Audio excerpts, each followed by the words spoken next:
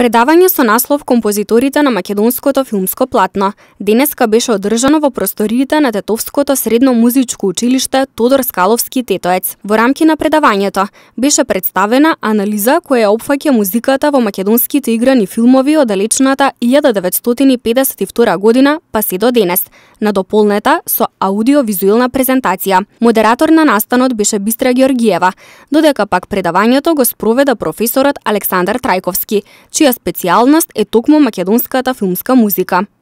Целта е учениците да се запознаат со еден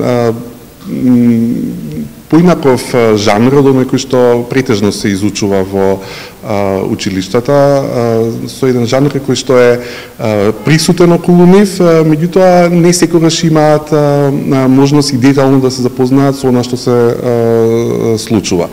Мене ми е многу драго што со директорот на училиштето Новица Соколовски се договоривме ова предавање да биде одржано токму во ова училиште, заради тоа што сметам дека од она што го следам и од она што го знам како професионалец, училиштето произведува многу квалитетни ученици, добри кадри кои потоа се вклучуваат во професионалниот музички живот на Македонија.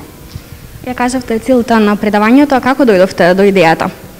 Јас сум истражувач на оваа област, на македонската филмска музика.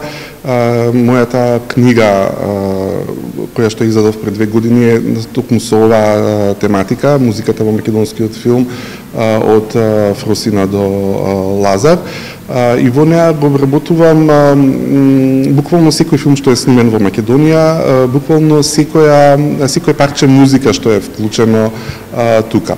И врз основа на тоа произлезе идејата како се тоа што е обработено, истражено и вклучено во книгата да биде представено и пред учениците, пред младите луѓе.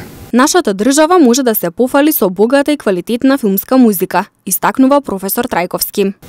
Може ли Македонија да се пофали со добра музика која што ја слушаме во македонските филмови? Апсолутно. Бидејќи подолго време сум во истражување на оваа област, можеме да направиме споредба со европските и со светските случувања, со европските и светските трендови во областа на филмската музика и можам слободно да кажам дека иако можеби немаме ние продукција во квантитет која што може да се мери со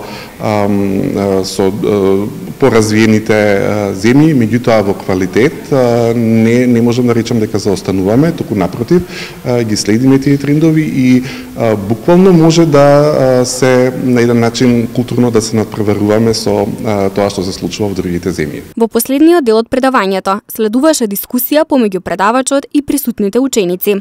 Настанот пак беше реализиран согласно здравствените протоколи со поддршка од Министерството за култура на Република Северна Македонија.